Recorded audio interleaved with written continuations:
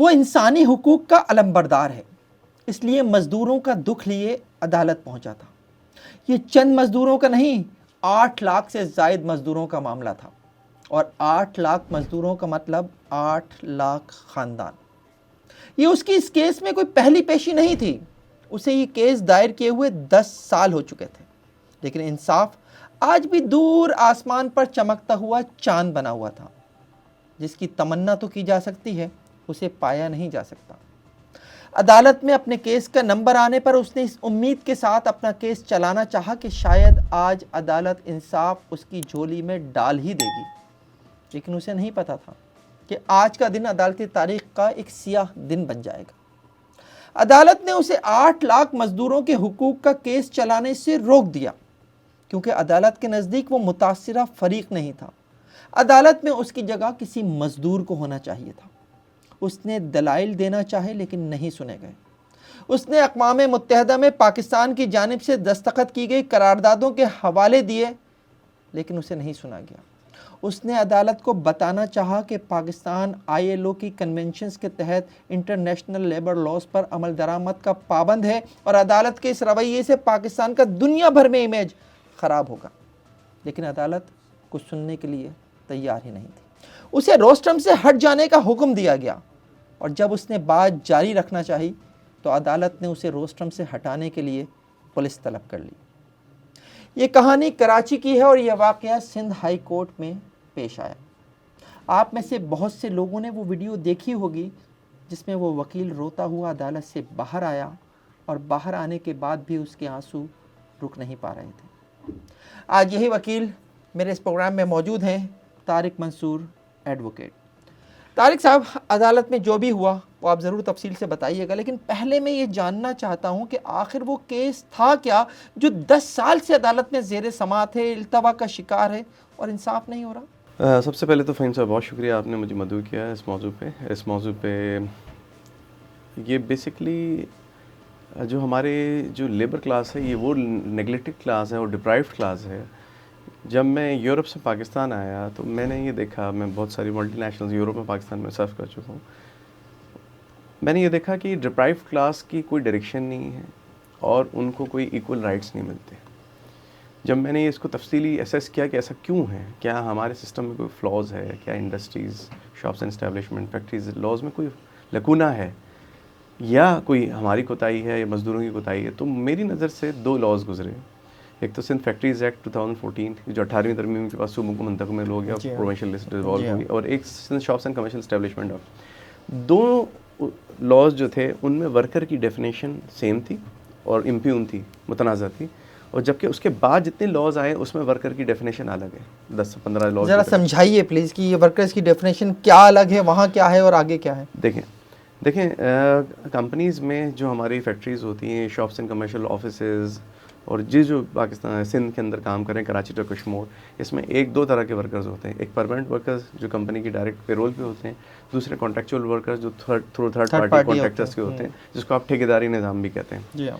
अच्छा, ये निज़ाम कुछ आज से नहीं चल रहा, बरसों से चल रहा है, और इसकी एक कॉन्ट्रैक्ट लेबर की एक अपनी हैसियत है, और ये एक मुसल्लम हकीकत है, तो कोई माने ना माने। बहुत से लोगों का अपना कोई वेस्टेड इंटरेस्ट होता है, लेकिन हकीकत ये है कि पूरी दुनिया में कॉन्ट्रैक्चुअल लेबर एक लेबर है, टेम्परेरी लेबर एक लेबर है, सीजनल लेबर एक लेबर है। लेकिन अफसोस से ये कहना पड़ता है, और क्योंकि यूरोप में होटल इंडस्ट्री हो गई, ट्रैवल इंडस्ट्री हो गई, या हॉस्पिटैलिटी इंडस्ट्री हो गई, वहाँ कॉन्ट्रैक्चुअल लेबर होती है और आवरली रेट होता है, जिसमें सीज़न होता है और उसमें होता है, और वो थ्रू थर्ड पार्टीज़ होती है, और उससे उनको तमाम बेनिफिट्स इक्वल मिलते हैं परमानेंट के मुताबिक। ये नहीं होता कि उनसे डिस्क्रिमिनेशन की जाती है। जब हमने प्रोसेस किया तो हमें पता चला कि पाकिस्तान में जो लॉज बने हैं, स्पेशली सिंध में आफ्टर डेवोल्यूशन जो हुआ है कॉन्करेंट लिस्ट का, तो उसमें 2 जो एक्ट्स हैं, एक तो फैक्ट्रीज़ एक्ट जो तमाम फैक्ट्रीज़ पे लागू है, सिंध फैक्ट्रीज़ एक्ट 2014, और Sindh shops and commercial establishment. दोनों में वर्कर की डेफिनेशन के अंदर ऊपर की चीज़ें सेम है, आखिर में लिखा है provided no worker shall be employed through contractor, sub contractor and agent. यानी कि वो वर्कर जो है, जो कंपनी के अंदर काम कर रहा है, सब कुछ काम कर रहा है, लेकिन जो थर्ड पार्टी काम कर रहा है, अच्छा ये लॉ आता है 2014 में, वो जो है वो वर्कर की डेफिनेशन में नहीं आएगा। जो कॉन्ट्रैक्चुअल सिस्टम से, यानी पिछले कई सालों से अगर कोई कॉन्ट्रैक्चुअल लेबर काम कर रहा है किसी कंपनी में और उसकी सर्विस है, वो ख़त्म हो गई, समझ लें। पहली चीज़ इस लॉ के आने के बाद बादियों नज़र में। और दूसरी चीज़ ये है कि आइंदा किसी ऑफिस में और किसी प्रोटेक्शन रिलेटेड वर्क में कोई थोड़ा थर्ड पार्टी कॉन्ट्रैक्ट वर्कर नहीं होगा, सारे परमानेंट होंगे। लेकिन जब हमने एसेस किया, ये बड़ा सरमायादाराना सर ये तो लॉ लग रहा है। बिल्कुल। और इसमें तो लग रहा है कि ये लॉ अगर हुकूमत ने बनाया है तो हुकूमत ने नहीं बनाया, जैसे किसी सरमायादार ने बनाया है। अच्छा, मज़े की बात ये है कि दूसरे उसके अलावा UPI law, worker protection law, social security, सबके अंदर वर्कर की डेफिनेशन अलग है। वहाँ सबकी वर्कर डेफिनेशन में थोड़ा कॉन्ट्रैक्टर और सब कुछ वो अलाउ है, ये दो में अलाउ नहीं है। अच्छा, मैनिपुलेशन ये है कि कॉमन मैन तो समझ नहीं पाएगा, लेकिन मैं आपको इस जार्गन का जो दूसरा पहलू, other side of the picture देखो। इसका अदर साइड का पिक्चर हुआ जो ऑलरेडी सर्विस में से कोई 10 साल से कॉन्ट्रैक्ट पे है तो 12 साल से होना तो ये चाहिए था कि ये लॉ ये आता कि जो भी वर्कर काम कर रहा है या ऑफिस में काम कर रहा है, फैक्ट्रीज में काम कर रहा है, उसको परमानेंट के बराबर मसावी हुकूक हासिल होंगे, होना यही चाहिए। ठीक है, उसको प्रोविडेंट फंड भी मिलेगा, ग्रेजुएटी भी मिलेगा, उसको बोनस भी मिलेगा, डबल ओवर टाइम भी मिलेगा, उसको सारी चीज़ें, सोशल सिक्योरिटी, यूबीआई सारी मिल जाएंगी। जैसे आईएलओ की कन्वेंशन पाकिस्तान ने साइन की है, एंटी डिस्क्रिमिनेटरी प्रैक्टिस नहीं होंगी, आवर्स वर्क भी ऐसी होंगे, उस तरह होगा जो परमानेंट को मिलते हैं और इस तरह वो रेगुलाइज होती है। लेकिन उन्होंने किया ये कि उन्होंने वो तमाम लोगों की एक तरह से सर्विस ब्रेक कर दी जो पहले काम कर रहे थे 2014 से। अब उनके पास दो रास्ते हैं, या तो वो घर जाएं और नए सिरे से जॉब ढूंढने जो मिलनी नहीं है, ठीक है, क्योंकि किसी की उम्र निकल गई, किसी की कोई वहीं अपनी आधी उम्र गुजार चुका है, कोई इतनी क्वालिफिकेशन नहीं रखता, कोई स्किल्ड लेबर है, कोई हाई स्किल्ड है, कोई नॉन स्किल्ड है, और पाकिस्तान के हालात तो आपको पता ही है, ठीक है, और इंडस्ट्री कितनी बंद हो चुकी है। लेकिन हुआ ये कि उस लॉ के बाद से नहीं, दूसरा ऑप्शन क्या था? दूसरा ऑप्शन ये था कि आप सबको फारिग कर दें। जब इंस्पेक्शन होता है, ईयरली इंस्पेक्शन या हाफ ईयरली इंस्पेक्शन, किसी भी फैक्ट्री का, किसी भी बैंक का, किसी भी शॉप का, किसी भी ऑफिस का, किसी भी कमर्शियल इंडस्ट्रियल एस्टेब्लिशमेंट का, तो होता क्या है कि चीफ इंस्पेक्टर फैक्ट्रीज़ के अंडर में असिस्टेंट डायरेक्टर होता है, लेबर इंस्पेक्टर होता है जो फैक्ट्रीज़ का इंस्पेक्ट करता है और अथॉरिटी लेटर होता है। इसी तरह ऑक्यूपेशन हेल्थ एंड सेफ्टी का जॉइंट डायरेक्टर होता है, इंस्पेक्टर होता है। उसी तरह शॉप्स एंड कमर्शियल एस्टेब्लिशमेंट का जो चीफ ऑफिसर होता है और उसके जो अंडर में मुख्तलिफ इंस्पेक्टर्स होते हैं। अब ये इंस्पेक्टर्स जो होते हैं इनको एक असाइनमेंट दिया जाता है, मैं असाइनमेंट ही कहूँगा इसको, क्योंकि देखिए फॉर्म सी होता है एक रजिस्ट्रेशन किसी भी ऑर्गेनाइजेशन का, फॉर्म सी जैसे बैंक का हो गया, किसी ऑफिस का होगा, किसी मीडिया हाउस का होगा, किसी भी शहर में सिटी सेंटर में अगर होगा तो उसका फॉर्म सी, दुकान का भी फॉर्म सी होगा। जी आपका फॉर्म सी कहाँ है? फॉर्म सी जो है वर्ल्ड बैंक की करम नवाजी है कि फॉर्म सी के पहले पैसे होते थे, वर्ल्ड बैंक ने वो फ्री करा दिया, लेकिन आधे से ज़्यादा लोगों को सिंध में यही नहीं पता कि फॉर्म सी फ्री होता है रजिस्ट्रेशन, लोग उसके पैसे देते हैं। अब वो पैसे कहाँ जाते हैं नहीं भाई, आप भी बेहतर जानते हैं। मुझे देखिए ये बहुत टेक्निकल हो जाएगा, हमारे सुनने वाले शायद जो है इसे हजम नहीं कर सकें, इसलिए मैं आपसे जानना चाहूँगा कि फॉर्म सी की रिक्वायरमेंट क्या है, फॉर्म सी ज़रूरी क्यों है, और इसकी क्या फ़ीस होती थी वर्ल्ड बैंक के माफ़ करने से पहले और जो आज भी ले रहा है लेबर डिपार्टमेंट का अमला? देखें, फॉर्म सी जो होता है किसी भी शॉप्स, कमर्शियल इस्टेब्लिशमेंट, किसी ऑफिस, किसी मीडिया हाउस, किसी हॉस्पिटल, किसी भी इदारा जो होगा, फैक्ट्रीज़ के लिए फैक्ट्रीज़ का एक अलग प्रोसीजर है, वो फैक्ट्री मैनेजर गवर्न करता है, फैक्ट्रीज एक्ट और फैक्ट्रीज रूल्स गवर्न करते हैं। फॉर्म सी जो होता है बेसिकली कमर्शियल इस्टेब्लिशमेंट जो ऑफिशियल इस्टेब्लिशमेंट्स होती हैं उनके लिए होता है। दुकान के लिए भी फॉर्म सी है, बैंक के लिए भी फॉर्म सी है, मीडिया हाउस के लिए भी है, हॉस्पिटल के लिए भी है, और किसी भी ऑफिस के लिए भी है फॉर्म सी जो रजिस्ट्रेशन होता है कि he has been registered in the labour department. अब उसकी रजिस्ट्रेशन होगी, जैसे गाड़ी की रजिस्ट्रेशन होती है इस तरह कंपनी की रजिस्ट्रेशन है, वो उनके खाते पे चढ़ गया। पाकिस्तान ने अभी रिसेंटली लेबर स्टैटिस्टिक्स की कन्वेंशन साइन की है, थैंक्स टू जरदारी साहब और सालिक साहब जो हमारे मिनिस्टर हैं, उन्होंने साइन की, तस्वीर भी खिंचाई, लेकिन वो तस्वीर देख के मुझे हंसी आ गई थी। वजह ये नहीं है कि इम्प्लीमेंट कब होगी, क्योंकि स्टैटिस्टिक्स अगर आ गए तो पता चल जाएगा कि खाता कहाँ से टेढ़ा है और कहाँ से सीधा है, लेकिन साइन करने वालों को ये नहीं पता कि अगर कोई माहिर लेबर लॉयर हो तो वो पकड़ लेगा आपको कि भाई आ जाएं, आपकी कितनी इंडस्ट्रीज़ हैं, कितनी शॉप्स हैं, कितनी कमर्शियल है, आप उनका फॉर्म सी कैलकुलेट कर लें। टोटल वर्कमैन अगर आपके पास आ गए तो आपके पास टोटल टेम्परेरी कितने, परमानेंट क्या है, पूरा स्टैटिस्टिक्स आ जाएगा। स्टैटिस्टिक्स को आप तकसीम कर देंगे किसी एरिया की वो लेबर स्ट्रेंथ पे, जब लेबर स्ट्रेंथ आ जाएगी तो आपके पास शॉर्टेज ऑक्यूपेशन का भी डाटा आ जाएगा, कौन सी तालीम किस शोबे में ज़रूरत है, और आपके पास जो एक्सेस जो ऑक्यूपेशन लिस्ट है वो भी आ जाएगी। पूरी दुनिया में ये मैकेनिज्म होता है। अच्छा, हो रहा ये है कि लेबर लॉज को इम्प्लीमेंट नहीं किया जा रहा। लेबर लॉज इम्प्लीमेंट इसलिए नहीं होते कि हमारे पास सिंध के अंदर तो तकरीबन 25-30 से ऊपर लॉज हैं, अगर डिटेल में जाएं तो बहुत ही, लेबर कोड इतना बड़ा है और हर एक की डेफिनेशन अलग है। उसको मैनिपुलेशन करती है लेबर डिपार्टमेंट, लेबर इंस्पेक्टर, वो आपको बादियों नज़र में आपको मैनिपुलेट होते हैं, और एम्प्लॉयर भी मैनिपुलेट होता है और वर्कर तो मैनिपुलेट होता ही होता है, क्योंकि वो इतना अवेयरनेस नहीं रखता। नतीजतन होता ही है, मैटर जाता है लेबर कोर्ट में वो सालों साल रुलता है, वहाँ से फिर लेबर एपलेट में जाता है जहाँ उसके पैसे खत्म हो जाते हैं, वहाँ से फिर हाई कोर्ट जाता है, हाई कोर्ट जाने के बाद वो कॉम्प्रोमाइज़ हो जाता है। इसलिए नहीं क्योंकि उसके पास वसाइल ख़त्म हो चुके होते हैं। ये आपका लेबर स्ट्रक्चर है अनफॉर्चुनेटली। आप जो केस लेकर गए थे वो क्या था, उसमें आपकी क्या प्रे थी, क्या अदालत से आप मांग रहे थे? देखिए मैंने आपको जैसे बैकग्राउंड बताया, 2 लॉज हैं। लॉज तो बहुत सारे हैं, सबके अंदर वर्कर की डेफिनेशन अलग है सिंध के अंदर, ठीक है। हमने कहा 18वीं तरमीम के आपने 2 लॉ जो प्रोमलगेट किए फैक्ट्री से रिलेटेड और ये शॉप्स एंड एस्टेब्लिशमेंट, क्योंकि ये 2 लॉ पूरी हर जगह को कवर कर देते हैं, पूरे सिंध की कराची टू कश्मीर, कोई सी भी फैक्ट्री हो, कोई सी भी ऑफिस हो, एस्टेब्लिशमेंट हो, बैंक हो, हॉस्पिटल हो, मीडिया हाउसेज हो, इंडस्ट्रीज हो, सबको कवर कर लेते हैं। कोई भी इससे एक्सक्लूड नहीं हो सकता जहाँ जो उसकी रजिस्ट्रेशन के बाद। अब ये 2 लॉ में वर्कर की डेफिनेशन अलग है, बाकी लॉ में डेफिनेशन सेम है। तो ये यहाँ से मैनिपुलेशन स्टार्ट होगा, ये रूट कॉज है। इस रूट कॉज को आपको सही करना है, क्योंकि अगर आपने पहले आपको ये देखना होगा कि जिस वक्त आप लॉ प्रोमलगेट कर रहे हैं कि आपसे पहले कॉन्ट्रेक्चुअल सिस्टम नहीं था। कॉन्ट्रेक्चुअल सिस्टम था, और ये कॉन्ट्रेक्चुअल सिस्टम आज से नहीं है, ये दहाइयों से आपके पास मौजूद है, जिसको कॉन्ट्रेक्चुअल सिस्टम करते हैं। क्या ये ठेकेदारी निज़ाम कानून के मुताबिक गैर कानूनी है? इस वक्त के कानून जो सिंध का है सेक्शन 2N के तहत कोई कॉन्ट्रैक्ट लेबर किसी कंपनी में काम नहीं कर सकती। जब ये लॉ प्रोमलगेट हुआ उसके बाद कोई भी कॉन्ट्रैक्चुअल लेबर जो थर्ड पार्टी के थ्रू, मिडिलमैन हो, किसी थ्रू, किसी जैसे आउटसोर्सिंग के थ्रू नहीं काम कर सकती। क्या बात कर रहे हैं यार, बिल्कुल हर इदारे में यही है यार। मैंने जिन मैं जाहिर है सहाफत की सियासत भी करता रहा हूँ, मुझे मीडिया हाउसेस का पता है, वहाँ पर यही हाल है। बिल्कुल, आप section 2N Sindh factories act की भी पढ़ लीजिए और सेक्शन 2N आप Sindh shops and commercial standing order की भी पढ़ लीजिए। ऊपर अदालत ने भी बोला ये कैसे हो सकता है, मैंने कहा डेफिनेशन पढ़ ले, प्रोवाइजो पढ़ ले, इसमें बैन लगा हुआ है, तो फिर आपने लाखों वर्कर कैसे काम कर रहे हैं? जो इसलिए कर रहे हैं, जो इसलिए कर रहे हैं कि मैनिपुलेशन वहाँ से स्टार्ट होती है। रेट बढ़ गए, कानून ऐसा बनाओ जिसमें बैन लगा हो। जब बैन लगा होगा तो इंस्पेक्शन रेट है, क्लियरेंस साल का जो इंस्पेक्शन सर्टिफिकेट मिलता है आपको, फिर हाफ ईयरली सर्टिफिकेट है, फिर हाफ ईयरली रिटर्न होता है, एनुअल रिटर्न होता है, फिर ईदें भी आती हैं। जब ये सब आती हैं तो फिर लेबर इंस्पेक्टर भी आता है, फिर असिस्टेंट डायरेक्टर भी आता है, फिर जॉइंट डायरेक्टर। मैं एक बड़ी बात नहीं करता फ़हीम भाई, मैं आपको एक सिरा दे देता हूँ, नैब को भी दे देता हूँ एक सिरा, असिस्ट करने में तैयार हूँ। सिरा ये है 2014 से लेकर आज तक, पीछे नहीं जाएं आप, 2014 से लेकर 31 दिसंबर 2025 तक जितने लेबर इंस्पेक्टर जितने सर्कल में रहे अपने अपने डिस्ट्रिक्ट्स में, जितने जॉइंट डायरेक्टर रहे, जितने असिस्टेंट डायरेक्टर हैं, जितने चीफ इंस्पेक्टर लेबर रहे हैं, जितना जो है जॉइंट डायरेक्टर लेबर रहे हैं, इन सब के एसेट्स निकालने हैं। और 2014 में जब ये कानून आया है तो उसके बाद आप ये समझते हैं कि इनके बारे नियारे हो गए? जी। अच्छा, अब मुझे एक सवाल का जवाब दीजिए प्लीज़।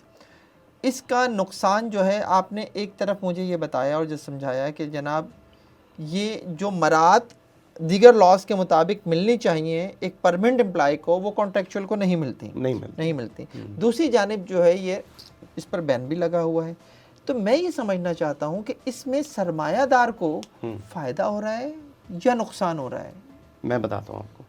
देखें, इस वक्त 2 तरह के कॉन्ट्रैक्ट लेबर चल रही है, कॉन्ट्रेक्चुअल सिस्टम चल रहा है इंडस्ट्रीज़ में। उसमें एक कॉन्ट्रैक्ट लेबर जो है, जो सोफिस्टिकेटेड कंपनीज़ हैं, मुख्तलिफ कंपनीज़ कराची के अंदर हैं, वो पूरे पाकिस्तान में भी हैं, और मुख्तलिफ कंपनीज़ प्रोवाइड कर रही हैं कॉर्पोरेट्स को, इंडस्ट्रीज़ को भी, मल्टीनेशनल्स को भी। नाम नहीं लूँगा मैं, मेरे पास सब लिस्ट मौजूद है, आइडेंटिफाई हर चीज़ मौजूद है, तमाम शवाहिद मौजूद है।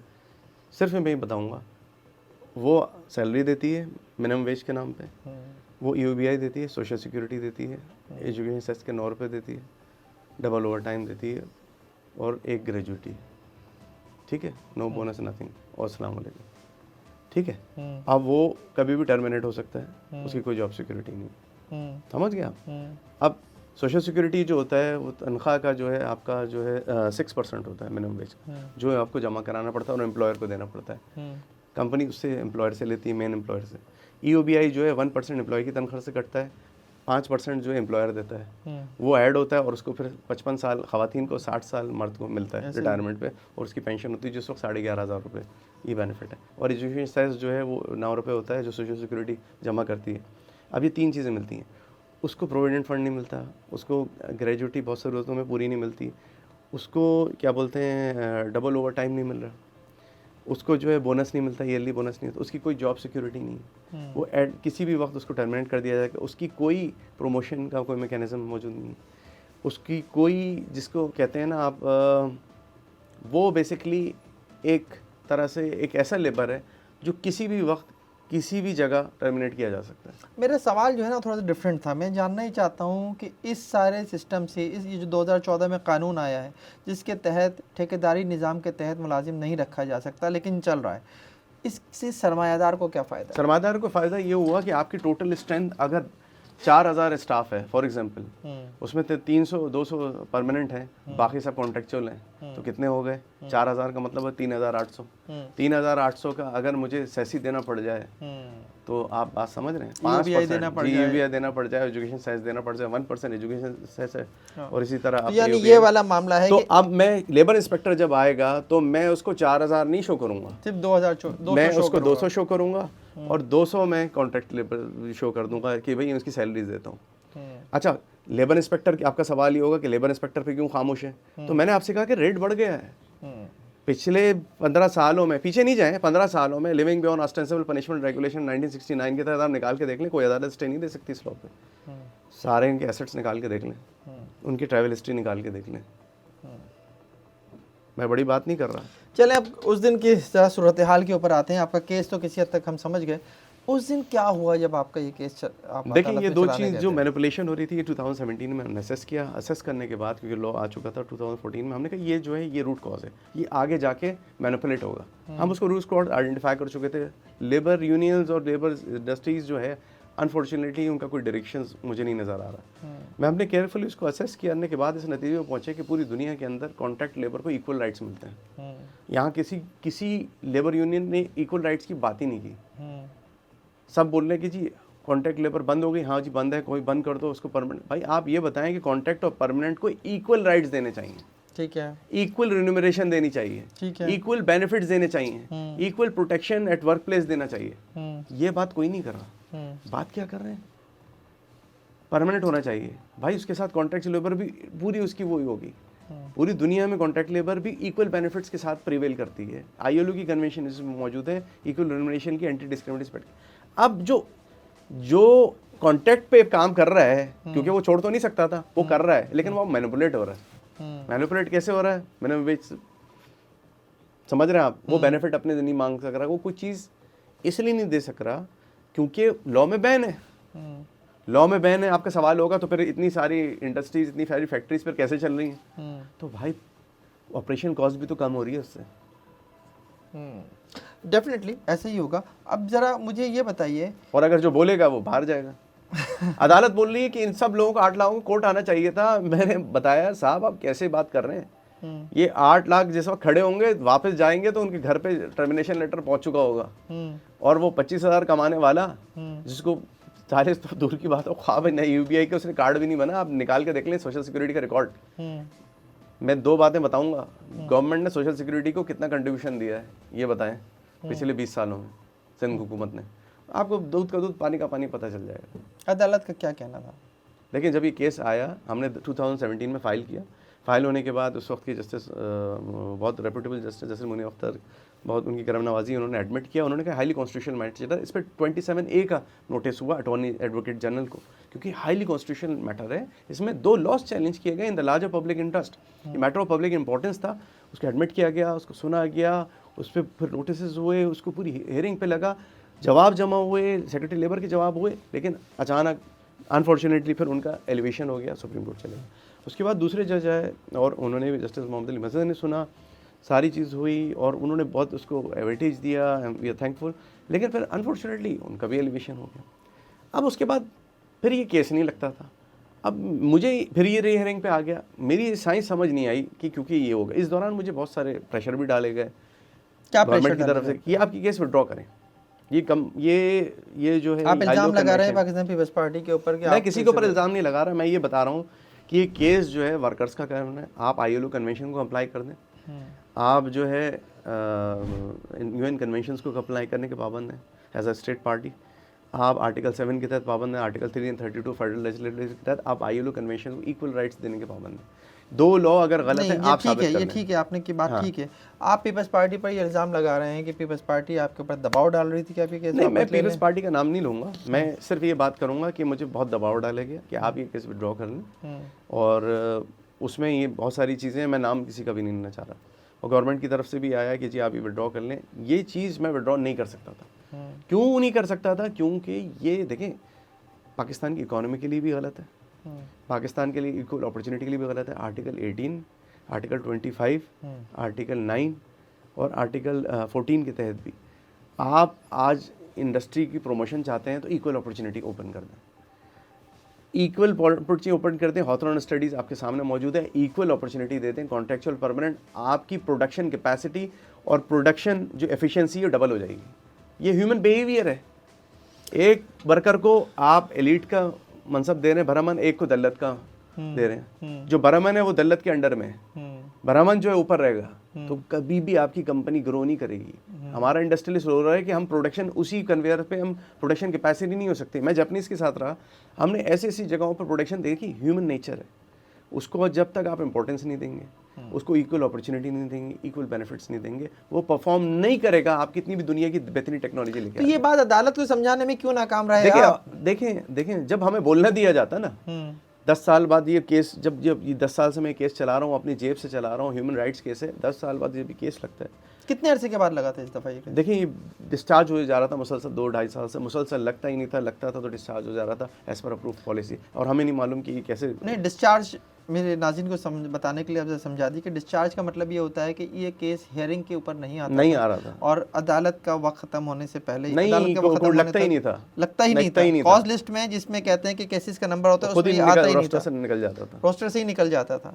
कितने साल से नहीं लगा था? 2-2.5 साल हो गया नहीं लगा था। अच्छा, फिर अब जब लगा, जब ये लगा था तो हमने फिर एजेंसी लगाई, हमने कैसे भी इसको वो करना है। और ये देखें, ये जो केस है बेसिकली ये आपकी इकोनॉमी के लिए भी ज़रूरी है, जो आप सब आपने भी बताया, ठीक है। और जब ये केस लगा तो हम ये खुश थे कि आज 10 साल बाद, क्योंकि ईद भी आ रही है, तो कम से कम मैं एक सुरखरू होकर जाऊँगा। लेकिन जब ये केस लगा, क्योंकि हमारा केस बहुत स्ट्रॉन्ग है, क्योंकि ये कॉन्स्टिट्यूशन 27A का नोटिस हुआ अटॉर्नी जनरल को, और इसमें हुआ, हमने रिजॉइंडर फाइल किया था, हमने तमाम आईनी कवानीन पैरामीटर्स की किए, और द लार्जर पब्लिक इंटरेस्ट और मैटर ऑफ पब्लिक इंपॉर्टेंस है, सुप्रीम कोर्ट सेटल्ड लॉ है। और हम as a human rights defender, हम UN की रेजोल्यूशंस के तहत ह्यूमन राइट्स डिफेंडर हैं, और मेरे रेपुटेबल केसेस हैं as a human rights lawyer, और UN कन्वेंशन हमें इजाज़त देती है। जब डिप्राइव्ड और नेग्लेक्टेड क्लास के लिए हम खड़े हुए तो हम ये वी आर अंडर इम्प्रेशन कि जी आज ये केस चलेगा। जब केस चलने, हमने कहा sir ripen case for arguments है, आज उसको सुन लें। लेकिन अफसोस से ही कहना पड़ता है कि इसमें पहले ये पूछा गया कि हमने बताया कि 2 लॉज हमने वायरस चैलेंज किए और ये चीज़ है, लेकिन वी आर सरप्राइज्ड, हमें कहा गया कि आप कैसे मुतासर फरीक हैं। हमने कहा we have impugn these laws 8 lakh workers, और ये आज से नहीं चल रहा, 2 दफ़ा जजमेंट्स इस पर बाकायदा दलाइल के बाद रिजर्व हुई हैं और लॉन्ग हेयरिंग्स हुई हैं, और ये सारी चीज़ें सेटल हो चुकी हैं। अब तो इसको फाइनल हेयरिंग पे जाना है कि whether these provisions are ultra vires with the constitution or not, ultra vires with the ILO convention or UN convention signed by Pakistan or not, whether these are ultra vires with the Sindh labour policy 2018 जो मेरे case file करने के बाद वजूद में आई, पाकिस्तान सिंध की पहली Sindh labour policy 2018, उसकी प्रोविजंस की वॉलेटिव है। उसमें लिखा हुआ है कि हम तमाम बैनुल-अक़वामी कवानीन, लेबर कवानीन, ILO कवानीन, UN कवानीन की पाबंदी करेंगे। भाई कहाँ कर रहे हैं आप? लेकिन हमने जब ये दलाइल देना शुरू किए तो कहा गया, हमने कहा सर 8 लाख लेबर का केस है, 8 लाख लोग का केस है, तो कहा गया 8 लाख लोग कहाँ हैं, वो डिप्राइव्ड लोग और एग्रीव्ड लोग कहाँ हैं? तो हमने कहा sir they are neglected class, Karachi से कश्मीर लाखों वर्कर्स हैं, वो 25,000-30,000 सैलरी लेते हैं, they can not afford this luxury because it's a luxury to them. 10 साल मैंने अपनी जेब से इसकी हर हेयरिंग पे आ रहा हूँ, एक हेयरिंग मैंने छुट्टी नहीं की, क्योंकि मुझे मालूम है जिस दिन मैं छुट्टी करूँगा उस दिन नॉन प्रोसिक्यूशन भी डिसमिस हो जाएगा। ये पाकिस्तान का सिस्टम है, अनफॉर्चुनेटली यूरोप में ऐसा नहीं होता, पाकिस्तान में नॉन प्रोसिक्यूशन भी डिसमिस हो जाएगा। इसलिए मैं आपने 2 जजेस के नाम लिए, जस्टिस मुनीब अख्तर, जस्टिस मोहम्मद अली मजहर, ये दोनों जो हैं अब सुप्रीम कोर्ट के जजेस हैं, उन्होंने इस केस को सुना, बिल्कुल सुना, उन्होंने एडमिट किया, उन्होंने 27 इस दफा आपको सुना ही नहीं गया, आप ये कहना चाहते हैं? भाई वो कहा जा रहा है कि आप कौन होते हैं? ठीक है, मैं समझ गया आपकी बात। क्या अगर वो 8 लाख लोग क्यों नहीं आए अदालत? भाई सवाल ये, कानून क्या कहता है कि क्या मुतासिरा फरीक का हर हाल में अदालत में होना ज़रूरी है? जब मैटर पब्लिक इंटरेस्ट और इम्पोर्टेंस का हो तो सुप्रीम कोर्ट सेटल होगा। Local standard is not important, it can be prevail. और मेरी लैंडमार्क मेरे केसेस मौजूद हैं, रेबीज़ कंट्रोल प्रोग्राम सिंध का केस मौजूद है, हर दर्जनों केसेस मौजूद हैं जिसमें आवाम आते हैं, उसके ऊपर भी आते हैं, जरा फिलहाल हम इसके ऊपर रहते हैं। लेकिन तो आप ये कहना चाह रहे हैं कि मुतासिरा फरीक जब मैटर ऑफ पब्लिक इंपॉर्टेंस हो जी, मिजाती फरीक ना हो और लोगों के आवाम का मसला हो, और आइन और यहाँ कानून का प्रोविजन चैलेंज हुआ है, किसी की बेनिफिट नहीं चैलेंज कर रहा। कानून का जो प्रोविजन है, सिंध फैक्ट्रीज एक्ट है, सिंध शॉप्स, इसकी 2N की वर्कर की डेफिनेशन चेंज की कि ILO की कन्वेंशन और आइन की मुतसादम है। ये आपने चैलेंज किया था। जब अदालत ने आपको मुतासिरा फरीक मानने से इनकार कर दिया, वो मरहला कब आया और क्यों आया कि आपको रोस्टम से हटाने के लिए पुलिस बुलाना पड़ी? देखिए, ये तो ऑल ऑफ सडन हुआ जब हम खड़े हुए। हम तो आर्ग्यूमेंट्स के खड़े हुए थे और हमने अपनी दर्जनों फाइलें सारी डॉक्यूमेंट्स के साथ मौजूद थे, केस लॉज मौजूद थे, रिटन सबमिशंस के पूरे डॉक्यूमेंट्स हमने जमा कराए, लेकिन वो they even don't want to listen to me and I was continuously saying कि सर मुझे मौका तो दें, मुझे बोलने तो दें। उन्होंने कहा नहीं, वो लोग कहाँ हैं? 8 लाख लोग। सिंध गवर्नमेंट के वकील बोल रहे थे कि सर 8 लाख तो अगर होता उनको मसला तो खुद आते, 8 लाख लोग तो कभी नहीं आए। मैंने उनको बताया सर ये ILO कन्वेंशन है, ये UN कन्वेंशन है, पाकिस्तान ने sign this document, I am international human rights defender, I am member Amnesty International, member international bar human rights law committee, member human rights commission of Pakistan, I am international human rights defender as per ILO UN conventions. How can you say that? They are saying, government of Sindh saying कि जी sir वो लोग आते हैं। मैंने कहा sir ये ILO conventions अगर आप नहीं मान रहे तो आप बता दीजिए, ये सिंध गवर्नमेंट नहीं मान रही, हम लेटर लिख देते हैं कि UN convention और ILO convention नहीं मानते। All of a sudden they said, okay fine. आपको लिखना लिखें। आपने अदालत को एक तरह की धमकी दी कि आप जो हैं ILO को नहीं, मैंने गवर्नमेंट ऑफ सिंध को बोला, गवर्नमेंट ऑफ सिंध ने जो आर्ग्यू किया तो उस पर मैंने रिप्लाई किया, मैंने कहा सर नहीं मानते तो ये ILO और UN की कन्वेंशन को नहीं मानते तो हम लेटर लिख सकते हैं, ये तो हमारा राइट है ना, as a human rights defender हम इन्फॉर्म कर सकते हैं सर यहाँ ILO की कन्वेंशन को नहीं माना जा रहा और अदालत सुनने तैयार नहीं है, तो फिर मैं क्या करूंगा? UN ह्यूमन राइट्स काउंसिल कहती है कि पहले आप मुताल्लिका फोरम पे रजू करें, मुताल्लिका फोरम पे जाएं, उसको असेस वो करेगा और उसके बाद हमारे पास आ जाए। तो अब आपके मैं तो ह्यूमन राइट्स काउंसिल नहीं गया, अगर वहां जाता तो मुल्क की बदनामी होती। EU पार्लियामेंट नहीं गया मैं, क्या आप बोलेंगे EU कैसे? पाकिस्तान EU से कर्जा लेता है, EU का GSP प्लस स्टेटस $27 अरब की एक्सपोर्ट इसी पे है कि आप ह्यूमन राइट्स की कोई वॉल्यूशंस नहीं करेंगे, आप इक्वल अपॉर्चुनिटी देंगे। आप दे रहे हैं? आप दे रहे हैं? नहीं दे रहे? बिल्कुल नहीं है। तो फिर अब जो बोलना नहीं दिया गया, मेरी कंपनीज की लिस्ट निकाली गई, मुझे the case has been dismissed and I was shocked. मैंने कहा सर ये तो ड्यू प्रोसेस ऑफ लॉ और फेयर ट्रायल के खिलाफ है, मैं कन्वेंशन चार्टर मेरे हाथ में UN का, व्हाट इज दिस? मैं 10 साल इस केस को चलाए, 8 लोगों की केस है, ये मेरा पर्सनल नहीं। उन्होंने कहा वो 8 लोग क्यों नहीं आए? सवाल ये है कि जो सुप्रीम कोर्ट के जजेस ने चला दिया और उन्होंने मान लिया, लेकिन हमारे यहाँ ये बोले जा रहा है। देखिए पिछले 2-3 सालों से मैं महसूस कर रहा हूँ कि अदालतें human rights case, international convention, treaties, public interest cases को वेटेज नहीं दे रही माजरत के साथ। कमर्शियल केसेस को इंपॉर्टेंस दी जा रही है, इंसानी हकूक़ के केसेस को कोई ड्यू इंपॉर्टेंस नहीं दी जा रही, डम्बी डेटें दी जा रही हैं और वो जस्टिस अदालतों पर दबाव भी तो है केसेस का। दो चीज़ें देखिए, जस्टिस डिले जहाँ लार्जर पब्लिक इंटरेस्ट का मामला हो, 8 लाख लोग एक नहीं होते सर, इसके साथ 8 लाख के साथ 48 लाख से ऊपर ख़ानदान जुड़े हुए। मुझे जब मैंने ये बातें कही तो पुलिस कॉल कर ली गई। मैंने कहा सर आप अल्लाह के अजाब से तो डरें, मुझे बोलने पे नहीं दिया जा रहा क्योंकि मुनसिफ जो है वो अल्लाह का नायब है, ये कुरान ने फरमाया, मैंने नहीं कहा। पुलिस कॉल हुई, पुलिस, मैंने कहा आप उठा के मुझे बाहर फेंक दें। भाई जब इंसाफ ही नहीं मिलेगा, ह्यूमन राइट्स डिफेंडर ही नहीं खड़े रहेंगे जिस मुल्क में, तो फिर हम यूरोप वापस चले जाते हैं। हम लिख देते हैं ILO को, हम लिख देते हैं UN को, ह्यूमन राइट्स काउंसिल को, EU पार्लियामेंट को, स्ट्रासबर्ग में कि देयर इज नो कंप्लायंस इन पाकिस्तान। आपको अदालत से, कमरे अदालत से पुलिस के जरिए निकाला गया या खुद निकल कर आ गए? नहीं, पुलिस बुला ली गई थी और ये जो चीज़ थी, और मुझे मेरे आंखों में आंसू थे। मेरे आंखों में आंसू इसलिए नहीं थे, वो वीडियो देखी है, इसलिए थे फहीम भाई, मेरे आंखों में आंसू इसलिए थे कि ईद आने वाली है मार्च में, ये 8 लाख मजदूरों के 38 लाख फैमिली मेम्बर्स, मैं उनको क्या जवाब दूंगा? वो हसरतें, वो ख्वाहिशात और वो जज्बात, मेरे पास कई लोगों ने मुझसे कहा कि हम अपनी बेटी की शादी अच्छे तरीके से कर सकेंगे, तारिक साहब हमें BC डाल देंगे, तारिक साहब हम अपना घर पक्का करा देंगे। वो ख्वाब जिसका वादा मैंने फ्री ऑफ कॉस्ट लड़ा, 10 साल अपनी जेब से लड़ा, मुझे मालूम है कोई नहीं खड़ा हो सकेगा। जो खड़ा होगा वो नौकरी से निकाल दिया जाएगा। जो कश्मीर से कराची आएगा वो रास्ते से गायब हो जाएगा। सबसे बड़ा डर यही होता है। ठीक है, जब ह्यूमन राइट्स डिफेंडर खड़ा होता है वो उस वक्त खड़ा होता है। मेरे लैंडमार्क केसेस हैं, आप समझ लें, जो मैंने अपनी ज़िंदगी दे दी 10 साल में इस मुल्क यूरोप से आके, मुझे क्या मिला? 390 का पाउंड है, मैं वापस चले जाता हूँ, मुझे कोई फ़र्क नहीं पड़ना। मेरे पास 5 यूरोप से डिग्री से मैं वापस चले जाता हूँ, सिर्फ एक लेटर लिख के दे दूंगा EU डेलीगेट्स को इस्लामाबाद में, यूरोपियन यूनियन काउंसिल को और EU पार्लियामेंट को। बाकी आप जाने वो जाने। आर्टिकल 3 और 32 of the federal legislative list कहती है स्टेट शेल बाउंड। अगर सिंध गवर्नमेंट नहीं कर रही तो फेडरल गवर्नमेंट बाउंड है, क्योंकि कन्वेंशन सिंध ने नहीं साइन की, फेडरल ने साइन की है। जब फेडरल ने साइन किया है, आपका केस डिसमिस किया जा चुका है, उसका ऑर्डर नहीं आया अभी बाहर, ऑर्डर 4 दिन हो गए, ऑर्डर नहीं आया। ऑर्डर नहीं आया, नहीं आया भाई, नहीं आया ऑर्डर। नहीं कैसे आ सकता है ऑर्डर? कैसे आएगा?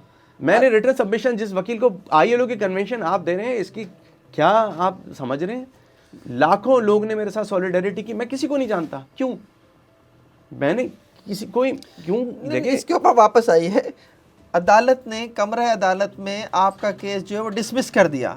उन्होंने तो यही कहा ना, ठीक है, बगैर सुने हमारा डिसमिस कर दिया। मैं आर्गुमेंट्स नहीं आज इतने दिन हो चुके हैं, कम से कम 4 से 5 दिन गुजर चुके हैं, ऑर्डर जो है रिटन ऑर्डर जिसे हम कहते हैं वो नहीं आया है। अगर आता है और आपका यही ऑर्डर, जाहिर है अदालत ने, कमरा अदालत में तो उसे यही कहा है कि डिसमिस किया है, नेक्स्ट स्टेज क्या है? क्या 8 लाख लोगों के लिए कोई उम्मीद छोड़ी है अदालत ने? फाहिम भाई, मुझे यहाँ तक कहा गया कोर्ट में कि जाएं आप हमारे खिलाफ शिकायत कर दें। जब मैंने शिकायत कर सकते हैं आप, मैंने कहा ना कि ILO और उसकी कन्वेंशन का, तो कहा गया मुझे जाएं आप हमारे खिलाफ शिकायत कर दें। किसके? आप अंदाजा नहीं कर सक रहे फाहिम भाई, किससे कर सकते हैं आप अंदाजा नहीं कर सक रहे। मुझे माइंडसेट तो समझ में आ रहा है, जो माइंडसेट चल रहा है। देखिए मैं एक बात बताऊं, मैं इस नतीजे पर पहुंचा हूं कि पाकिस्तान में अदालतों की, कमरा अदालत में बाकायदा, जैसे अमेरिकन सुप्रीम कोर्ट में ऑडियो रिकॉर्डिंग होती है, एक रिकॉर्डिंग होनी चाहिए, और वो रिकॉर्डिंग वेबसाइट पे डली होती है कि सुप्रीम कोर्ट की पूरी डेली की पूरी, जज ने क्या बोला, वकील ने क्या बोला, ट्रांसक्रिप्ट क्या है। माजरत के साथ जब ऑर्डर आता है तो ऑर्डर कुछ और होता है, बोला कुछ और जाता है। यानी आपको अभी भी ये डर है? डर नहीं है, मैं एक्सपीरियंस कर चुका हूं। सिंध विटनेस प्रोटेक्शन प्रोग्राम के केस में मैं छुट्टी पे था, जनरल एडजमेंट में था, गवाहों के हीनियस क्राइम्स के जो मुजरिम बरी होते थे, हमने बताया कि सिंध विटनेस प्रोटेक्शन प्रोग्राम 2014 का आज तक इंप्लीमेंट नहीं हो सका लेटर इन स्पिरिट में, जिसकी वजह से हीनियस क्राइम्स के सारे मुलजम बरी हो जाते हैं बाज़त, प्रोसिक्यूशन वीक है। और उसकी वजह ये है कि ये प्रोटेक्शन इंप्लीमेंट नहीं हुआ। जब ये केस लेके गए, वो केस चला, उसमें सेट हुआ, सारी चीज़ें हो रही थी, मैं छुट्टी पे गया, मैंने general adjournment without exception honourable high court ने मंजूर की, लेकिन मुतालिका जज के पास जब वो केस लगा, उसको बताया गया कि भाई ये वकील साहब जो है छुट्टी पे, लेकिन उन जज साहब ने वो डिसमिस और नॉन प्रोसिक्यूशन का ऑर्डर कर दिया। अदालत के ऑर्डर को अदालत के जज ने नहीं माना। मैं क्या बोलूं, ये है हमारी इज्जत ह्यूमन राइट्स डिफेंडर की। दूसरा केस बताऊं मैं आपको, डाटा प्रोटेक्शन केस पाकिस्तान में मैं लेके आया ह्यूमन राइट्स का। डाटा प्रोटेक्शन लॉ, 12.5 करोड़ पाकिस्तानियों को डाटा चोरी हो गया था, 2020 की बात है। उसकी बुनियाद पे साइबर सिक्योरिटी पॉलिसी बनी, उसकी बुनियाद पे पाकिस्तान का पहला पर्सनल डाटा प्रोटेक्शन बिल है जो अभी कंसल्टेशन में था, जो फ्रेम हो गया, लेकिन वो केस भी नॉन प्रोसिक्यूशन डिसमिस कर दिया और मैं कोर्ट में खड़ा हुआ था। आप कोर्ट में खड़े हुए थे? और वो रेस्टोरेशन की एप्लीकेशन लगी, वो आज तक नहीं सुनी जा रही।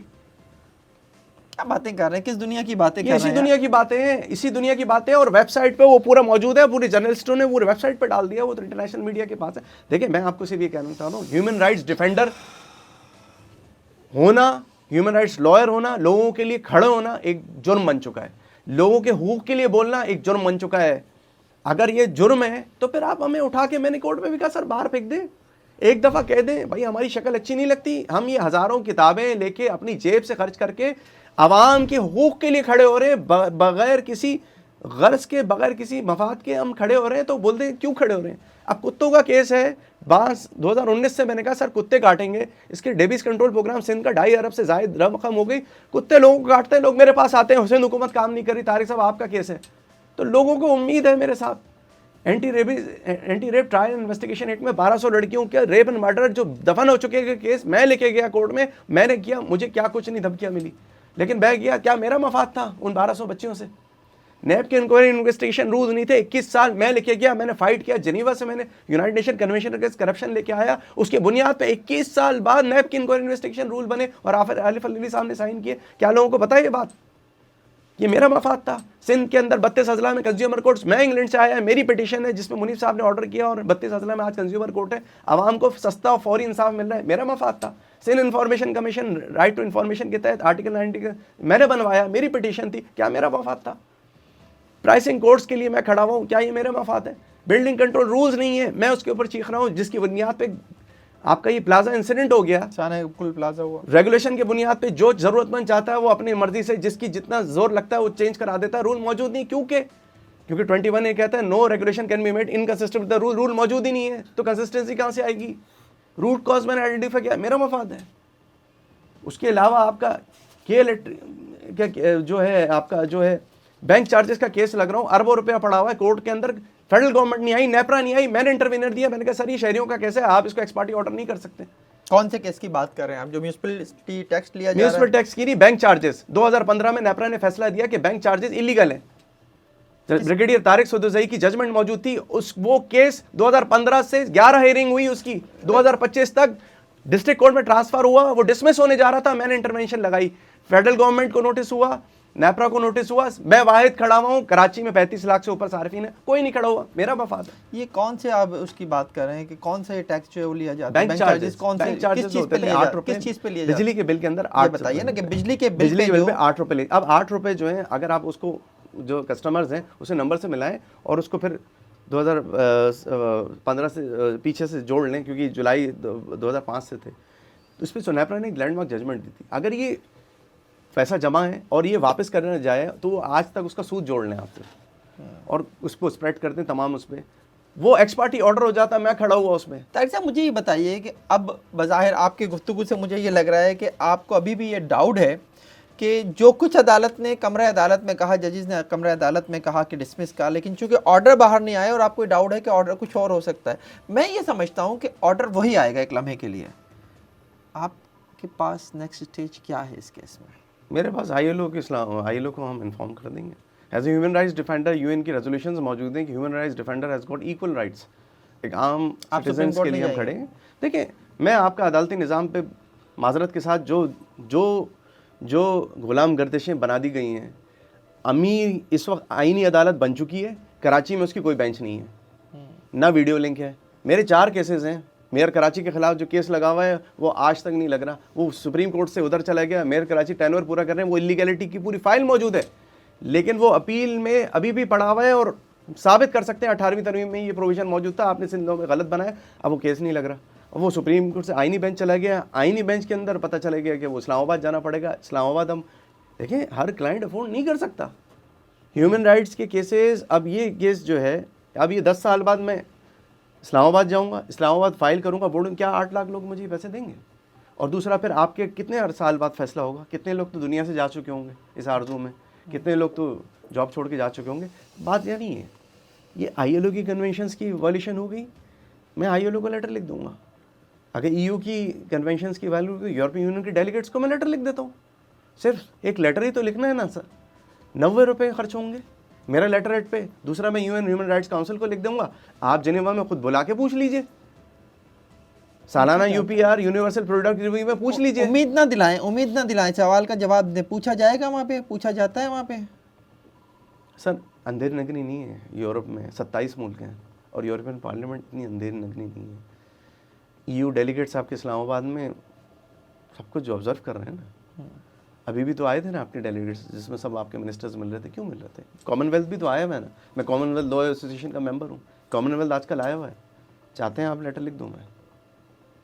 क्यों नहीं लिखते? किस चीज़ ने रोका हुआ है आपको? लिख देते हैं, मुल्क की बदनामी ना हो, सिंध गवर्नमेंट की वजह से मुल्क की बदनामी करा दूँ मैं मौका दे रहा हूँ फिर कि खुदारा आप डेड एंड पे ना जाएं। कराची स्ट्रेटेजिक प्लान आपकी मिसाल है, World Bank, IMF, Asian Development Bank, JICA, सारे लोगों ने आपको इमदाद दी थी 2007 में।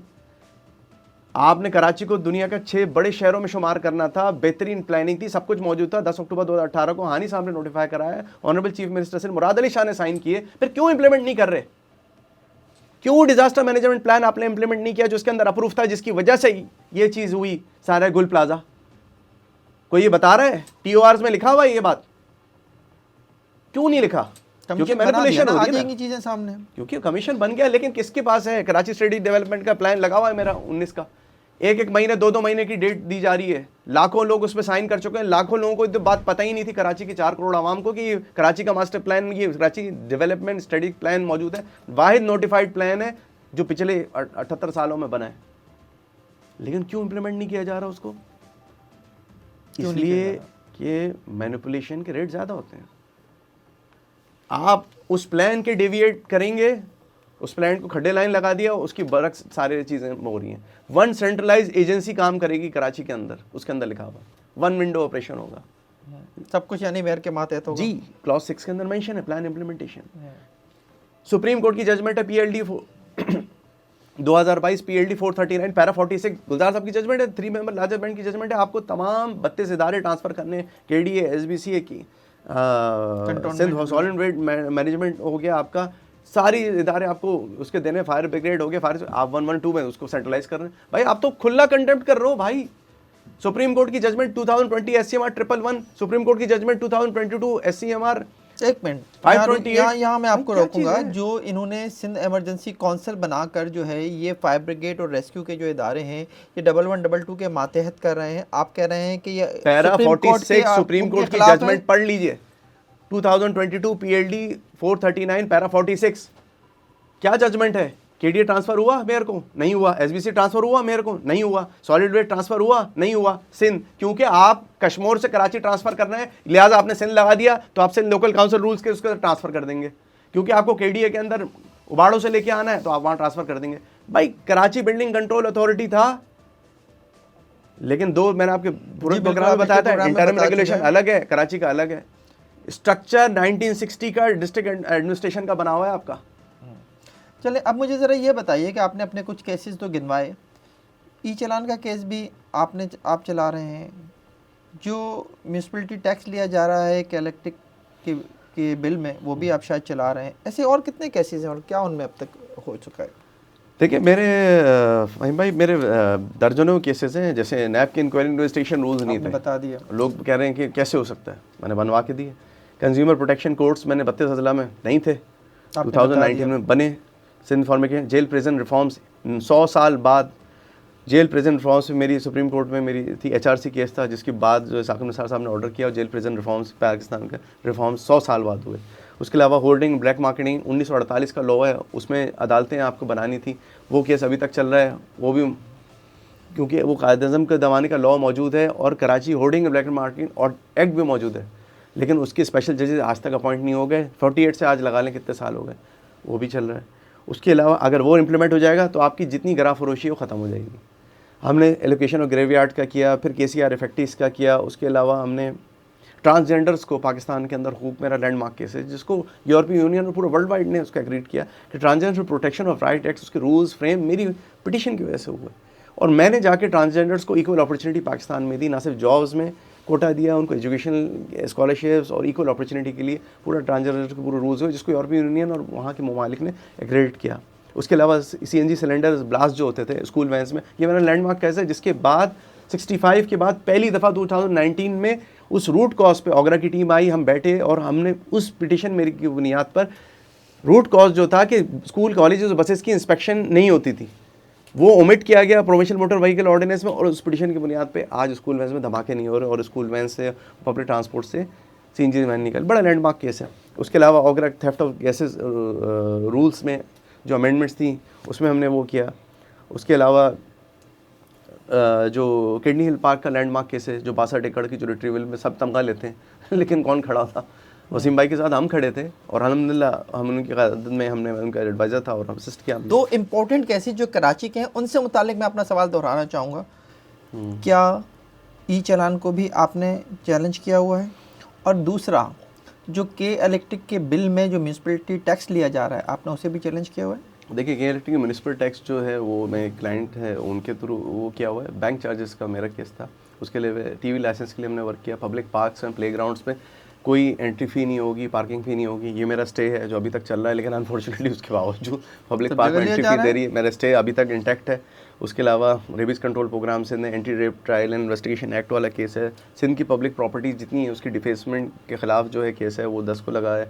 उसके अलावा प्राइसिंग केसेस है, वाटर की चार्जेस हैं, और उसके अलावा जो है ट्रांसजेंडर प्रोटेक्शन ऑफ राइट्स है। उसके अलावा आपके जो इंक्रोचमेंट्स रिमूवल के केसेस हैं, और मेरे पास डजन्स ऑफ केसेस हैं फ़हीम भाई जो ऑन रिकॉर्ड हैं, एंड पीपल नो दैट। आप गूगल कर लें, you will see hundreds of cases जो ह्यूमन राइट्स के, इंटरनेशनल कन्वेंस के, इंटरनेशनल कन्वेंशंस की कंप्लाइंसेस के, UN convention, civil and political rights, UN convention. आप ई चालान के ऊपर क्यों नहीं आ रहे? ई चालान का मेरा केस है, और अल्हम्दुलिल्लाह वो केस मैंने प्रोसीड किया। प्रोसीड होने के बाद वो जब आर्ग्यूमेंट्स पे लगा तो 18 की डेट है, और मैंने साबित किया ई चालान में फर्स्ट हियरिंग पे कि जिस वो फाइल हुआ, मैंने बताया 1 अक्टूबर से लेकर 2025 से लेकर 2 जब मैंने केस फाइल किया, मैंने बताया कि टिल डेट यानी 30 नवंबर थी उस वक्त, मैंने कहा कि कोई नोटिफिकेशन मौजूद नहीं है। अदालत ने कैसे हो सकता है? मैंने अपना लेटर दिखाया, और जो लेटर सिंध गवर्नमेंट का था वो मैंने दिखाया, और मैंने प्रूफ किया। मेरी पिटीशन के नोटिस के बाद 2 दिसंबर को तो ई चालान का नोटिफिकेशन हुआ, और उसमें तकरीबन 95,000 से ऊपर चालान हो चुके थे, जो तकरीबन आप लगे 1 अरब से ऊपर चालान बनता है अराउंड। जब नोटिफिकेशन भी नहीं हुआ था उस वक्त के 1 अरब से ऊपर के हमने उसकी रिफंड मांगा है। आपने उसका रिफंड मांगा है, आप कराची के शहरियों का रिफंड मांगा है। आपके ये मुझे डर है कि ये ना कह दिया जाए कि आप कौन है, जो रिफंड वाले हैं वो खुद का है क्योंकि पब्लिक इंटरेस्ट है, पब्लिक इंटरेस्ट मैटर है। लेकिन कुछ आपके साथ इस केस में हुआ है ये पॉसिबल है। जब आवाम को, फ़हीम भाई मैं एक बात बताऊंगा, यूरोप के अंदर लोगों को अपने राइट्स और ड्यूटीज़ दोनों का पता है। अनफॉर्चुनेटली हुक्मरान पाकिस्तान में आवाम को मैनिपुलेट इसलिए करते हैं। हम बोलते हैं कि जी फलाना पार्टी ऐसी, फलाना पार्टी ऐसी, हम अपने गिरबान में नहीं झांकते। हम ये नहीं देखते कि क्या हमें अपने राइट्स का पता है, कॉन्स्टिट्यूशन और लीगल राइट्स का पता है, क्या हमें अपनी ऑब्लिगेशंस का पता है। अगर मैं बाहर जा रहा हूँ और मैं कचरा उठा के सड़क पे फेंक दूंगा, हमारा दीन कहता है करामन कातिबिन दो फरिश्ते साथ होते हैं, लेकिन अब मैं ये बोलूँगा कि अरे मुर्तज़ा आपकी कोई टीम तो नहीं देख रही, तब मैं डस्टबिन में डालूंगा, वरना मुझे जुर्माना हो जाएगा। मैं अगर दीवार पे लिख रहा हूँ तो Sindh defacement of public property का मेरा केस है, लेकिन अभी आपने देखा पूरे कराची के अंदर बैनर लग जाते हैं, कभी कभी धरने हो जाते हैं, कभी हो जाते हैं। मैंने कहा बैनर तो अभी क्लीन एनवायरनमेंट बैनर तो अभी एमक्यूएम ने भी लगाए कि वफाक के हवाले कर दिया जाए कराची, अक्रॉस द बोर्ड साफ करें। लेकिन मेरे इल्म में ये इत्तला भी है, मेरे इल्म में ये इत्तला भी है कि एमक्यूएम ने आपको हायर किया है एज ए लॉयर, जो इंक्वायरी कमीशन बना है साना गुल प्लाजा के ऊपर, ये बात ठीक है?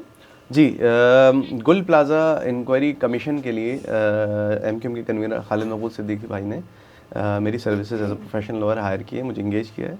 और खालिद मकबूल भाई, फारूक सत्तार भाई, अमीन उलग और ये कामरान टूसरी, इन तमाम लोगों ने डिसाइड किया, और मुझे उन्होंने इन्फॉर्म किया कि जी we are willing to hire your services. मैंने कहा ठीक है, क्योंकि जो ये टेक्निकल इंक्वायरी कमीशन है, इसमें जो बंदा चाहिए उसको बिल्डिंग सेफ्टी लॉज का भी पता हो, एसबीसी लॉज का भी पता हो, occupation health and safety laws का भी पता हो, उसके अलावा जो फायर प्रोटेक्शन रूल्स हैं, लोकल गवर्नमेंट लॉज हैं, सिविल डिफेंस लॉज हैं, ये तमाम लॉज का पता हो। तो ये क्रिमिनल और सिविल मिक्स किस्म का एक इंक्वायरी कमीशन है, और ये I am thankful to MQM Pakistan, specially to Khalid Maqbool Siddiqui और उनकी पूरी टीम का, कि उन्होंने मुझे एज ए प्रोफेशनल लॉयर इसमें एंगेज किया, and they showed trust on my professional services. और मैं इंशाल्लाह कराची के अवाम को यकीन दिलाता हूँ कि जो ट्रस्ट एमक्यूएम पाकिस्तान ने मुझ पर किया है एज ए प्रोफेशनल लॉयर, इसमें एंगेज किया गया है मुझे इंक्वायरी कमीशन के अंदर टू रिप्रेजेंट, क्योंकि खालिद मकबूल सिद्दीकी साहब ने ही प्राइम मिनिस्टर ऑफ पाकिस्तान को Pakistan commission of inquiry section 3 के तहत फर्स्ट लेटर लिखा था, जिसको हमने ड्राफ्ट किया था, और उसी वजह से वो नेसेसरी एंड प्रॉपर पार्टी है। वो जो मुतासरीन विक्टिम्स हैं उनकी जो है तरफ से भी पेश हो रहे हैं एज अ पॉलिटिकल पार्टी, क्योंकि आपके पास एमक्यूएम के पास 47 सीट्स हैं, तो वो नेसेसरी पार्टी भी है। उनके फेडरल में भी 22 सीटें हैं और 3 सेनेटर्स भी हैं। तो we are hopeful and we are confident that will represent the victims, और हम इसको 2000 से स्टार्ट करेंगे, और इंशाल्लाह आप देखेंगे कि इसके अंदर ऐसी चीज़ें नज़र आएंगी आपको, ऐसी बदनवानियाँ भी नज़र आएंगी, और ऐसी चशमकुशा इंकशाफात भी नज़र आएंगे। मेरे पास फाइल, मैंने आई प्रिपेयर्ड माई फाइल, कि आप सोचेंगे कि आईएमएफ ने जो governance and corruption and governance diagnostic report जो गवर्नमेंट ऑफ पाकिस्तान को दी है ना जुलाई में पहले, और जिस पे अमल दरामद के लिए 5 जुलाई को नोटिफिकेशन हो गया, और क्वार्टरली रिपोर्ट प्राइम मिनिस्टर को जाएगी, अक्रॉस द बोर्ड आपको सफाई करनी है, तो बिल्कुल सही दी है। करप्शन इस मुल्क का नासूर बन चुका है, जो खून बनकर हमारे रगों में फैल रहा है। अरे तारिक साहब, बस दुआ यही की जा सकती है कि उस इंक्वायरी कमीशन में भी कहीं आपको ये ना कह दिया जाए कि आप मुतासिर फ़रीक नहीं हैं, लिहाजा आप जो है वो नुमाइंदगी नहीं कर सकते। आपका बहुत शुक्रिया।